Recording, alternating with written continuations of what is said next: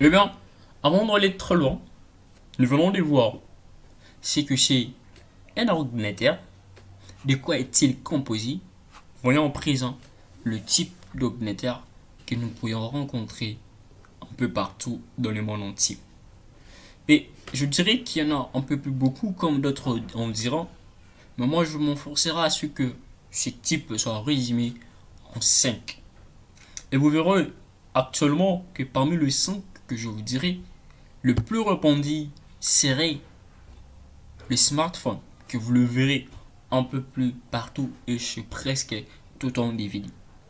Alors, je partirai du point de vue authentique à l'évolution, c'est-à-dire le premier ordinateur jusqu'aux dernières technologies. Ainsi, vous voyez authentiquement ou typiquement l'image représentant un ordinateur. Quand vous pourriez le voir, il y a bien une unité centrale, il y a une souris, il y a un moniteur ou encore un écran, et puis il y a un clavier. Et ça, en fait, c'est en fait un type de PC qu'on appelle desktop. Je reviendrai. Et vous verrez qu'à cela s'ajoutent 3, 4 autres types d'ordinateurs. Par exemple, celui-ci, vous voyez que ça prend exactement la même fin, sauf, vous voyez le clavier, la souris, cette boîte métallique d'unité centrale forme en fait un ensemble avec le moniteur. C'est comme si on regroupait tous ces éléments en une seule pièce. Et vous voyez exactement un autre, vous voyez, c'est ceci, c'est un ordinateur, et vous voyez également ceci, c'est un ordinateur. Et vous pouvez vous dire en smartphone LG. Comment on arrive à nommer ces différents 5 types que je peux représenter pour vous pour parler des types d'ordinateurs.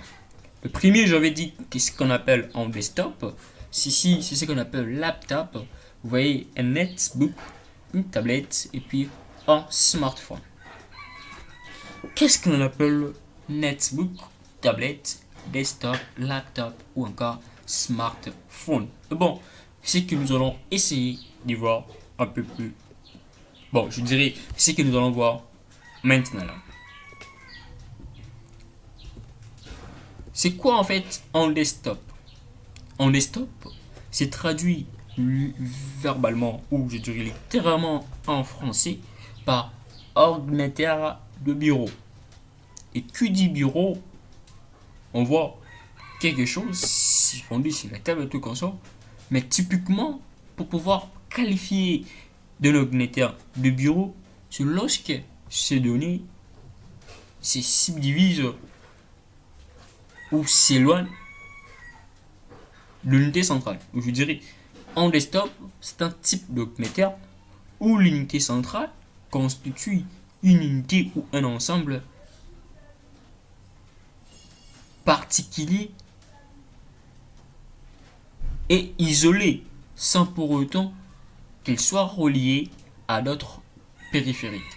Lorsque un ordinateur qui voici, vous voyez que son unité centrale est à part et cette unité centrale sera reliée avec le différent périphérique et cet ordinateur, eh ben, c'est ce qu'on appelle un desktop. Deuxièmement, un laptop qui voici, ce n'est rien d'autre que lorsque tous ces éléments, unité centrale, les différents périphériques, se résument pour ne former qu'un seul ensemble, c'est-à-dire qu'une seule pièce, ou je dirais, euh, euh, dans un tout, dans un ensemble de tout. Et ça, c'est ce qu'on appelle laptop. Le netbook, en fait, c'est en fait un type d'ordinateur dont la particularité est que ces ordinateurs ont été inventés pour permettre à l'utilisateur de se communiquer à Internet. En fait, ce sont des ordinateurs qui actuellement n'ont plus d'importance à l'arrivée des smartphones et puis tout comme ça de la modélisation de l'Internet. Mais avant, ces ordinateurs avaient une tâche particulière, c'est de permettre à l'utilisateur de se connecter sur Internet. Vous pouvez voir, il y a actuellement des smartphones. Vous pouvez interagir directement avec une interface artificielle, je m'excuse, naturelle. Et enfin, il y a des Ainsi, nous venons de voir au moins 5 types d'augméteurs. Alors, ce que je vous dirais, peu importe tous les types d'augméteurs, du point de vue configuration électronique interne, tout reste identique.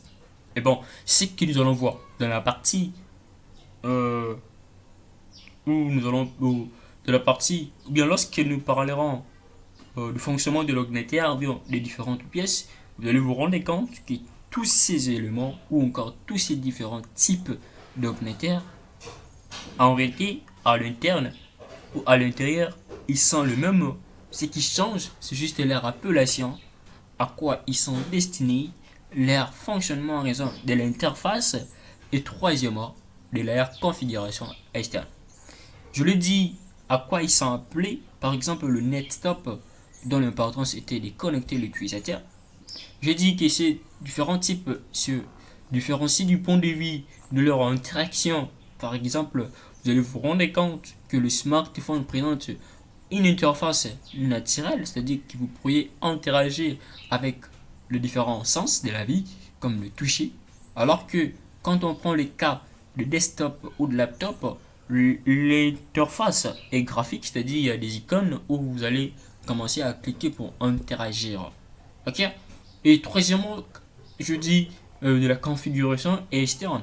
Vous avez vu comment est-ce qu'un desktop se présentait où l'unité centrale était à part, tous les éléments étaient à part, devaient se relier au moins des connecteurs ou des fils, mais alors que desktop, tout était dans un même ensemble. Ce qui veut dire que les différentes parties matérielles, les différents éléments de la partie matérielle interne ou externe resteront le même. Et pour certains de ces appareils, on ne parlera pas d'éléments internes, encore des éléments externes. S'il faut en parler, ça serait typiquement. Ok.